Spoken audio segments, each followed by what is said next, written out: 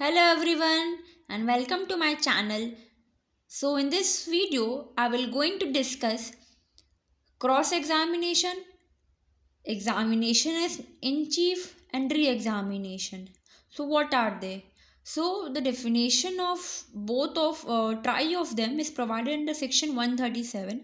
So what is examination in chief?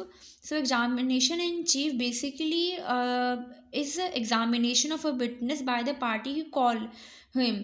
ठीक है, जैसे कि हम जाते हैं कोई किसी ने ऑफेंस कमिट किया है, अक्यूज है वो किसी केस का, देन जब पार्टी को बुलाया जाता है the person who call the witness उसे उनको एग्जामिनेशन इन चीफ कहा जाता है and it is provided under section 137 definition provided है and section 138 defined the order, क्या ऑर्डर रहेगा वो डिफिनेशन दिया गया है।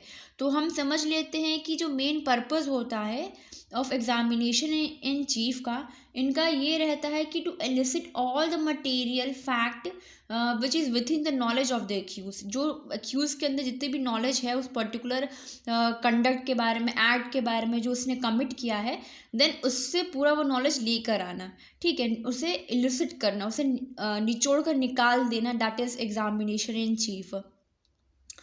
सेकेंड जो आपका आता है वो होता है cross examination. So cross examination ये according to definition given under section 137 of Indian evidence act, it says that the examination of witness by the adverse party shall be called his cross examination. मान लीजिए accused है, उसने अगर कोई statement दे दिया है, तो अगर दूसरी पार्टी उसे कॉल करती है then it is said to be a cross examination. Re examination क्या होगा? री एग्जामिनेशन क्या होगा कि क्रॉस एग्जामिनेशन के बाद फिर से अगर पार्टी कॉल करती है and the party is another, cross examination वाली पार्टी नहीं होगी, दूसरी पार्टी होगी, वो उसे कॉल करेगी, that is re examination.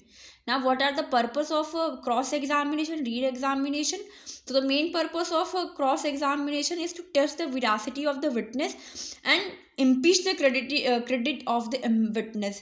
So दो इसके रीज़न है, दो पर्पस होता है, एक तो वेरासिटी चेक करना, दूसरा इम्पीच करना the credit of witness. Here I am using the term impeach the credit of witness. So what does it means? To know about this, go through section 155 of Indian Evidence Act. ठीक है, then आपका आ जाता है next concept that is re examination. तो ये I told you earlier that it is took place subsequent to the cross examination and इसका जो पर्पस है is to remove the ambiguity, कोई भी एम्बिग्यूटी ना रह जाए, ये मेन पर्पस होता है free examination. So this is all. So if you like my video, like share and subscribe to my channel. Thank you so much for watching this.